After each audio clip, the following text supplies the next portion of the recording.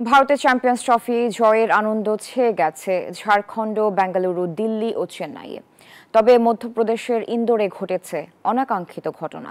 রয়টার্সকে পাঠানো তথ্য ছবিতে এশিয়ান নিউজ ইন্টারন্যাশনাল বলছে, উৎসব মিছিলে একদল মসজিদের সামনে বাজি ফাটালে দ্বন্দ্বে জড়িয়ে পড়ে দুদল।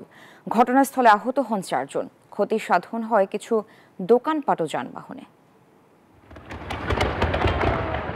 দুবাই ইন্টারন্যাশনাল স্টেডিয়ামের আকাশে আতশবাজির ঝলমলে আলো। শিরোপা জয়ের আনন্দ নিয়ে ঘরে ফিরছেন দর্শকরা। এই ঈদে জামা জুতো অ্যাকসেসরিজের ডিসকাউন্ট। তবে হাজারো মাইল দূরে ভারতের মধ্যপ্রদেশে ভিন্ন চিত্র। টিম ইন্ডিয়ার জয় উদযাপনে গিয়ে হই হুল্লোড় গড়ায় ঝগড়া বিবাদে। সংঘর্ষে আহত হন 4 জন।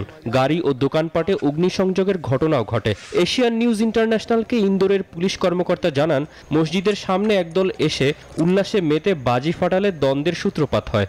ইন্ডিয়া নিউজিল্যান্ড ম্যাচ के बाद দলে দলে কিছু উৎসব মিছিল ছুটে এসে মসজিদের সামনে বাজি ফাটায়।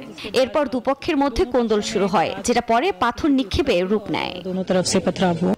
অবস্থা সামাল দিতে পুলিশ টিয়ার গ্যাস নিক্ষেপ করে। কিছুক্ষণ পর পরিস্থিতি স্বাভাবিক হলেও জানমালের ক্ষতি আটকানো সম্ভব হয়নি।